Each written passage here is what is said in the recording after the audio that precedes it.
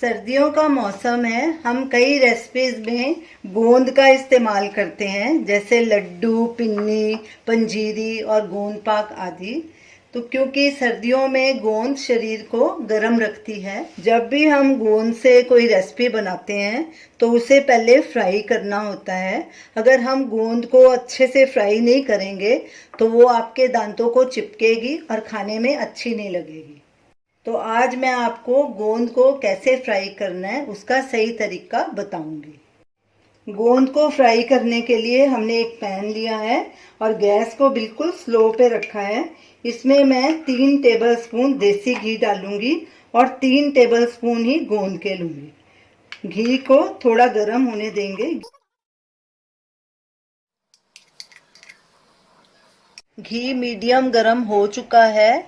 इसे ज़्यादा गरम नहीं करना, नहीं तो गोंद ऊपर से जल जाएगी और अंदर से कच्ची रह जाएगी। अब गोंद को फैलाकर डालेंगे और थोड़ा रुक रुक कर डालेंगे। ये देखिए, ये साथ में ही फूलना शुरू हो गई है। थोड़ी थोड़ी करके डालेंगे। इसमें मैं 3 टेबलस्पून गोंद डालूंगी। ऐसा करने से गोंद अलग अलग रहेगी, आपस में चिपकेगी नहीं। गैस को बिल्कुल सिम पे रखना है।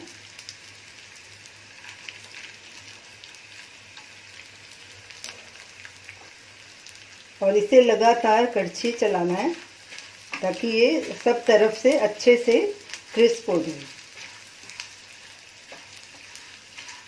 ये देखिए, एकदम अलग अलग होनी शुरू हो गई है गोंद। अगर आप इकट्ठा डालेंगे सारी तो वो एक ही जगह सब चिपक जाएगी आपस में। ये देखिए, ऐसे बराबर फ्राई हो रही है।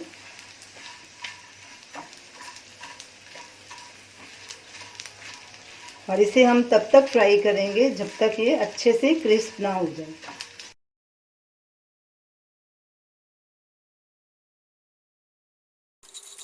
बीच बीच में ऐसे दबा के चेक करते रहेंगे।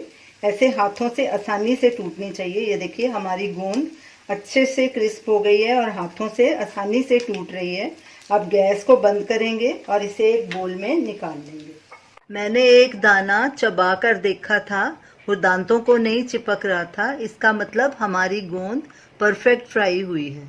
तो इसलिए आप इसे चबाकर ज़रूर चेक कीजिए, क्योंकि कई बार गोंद क्रिस्प तो हो जाती है लेकिन दांतों को चिपकती है।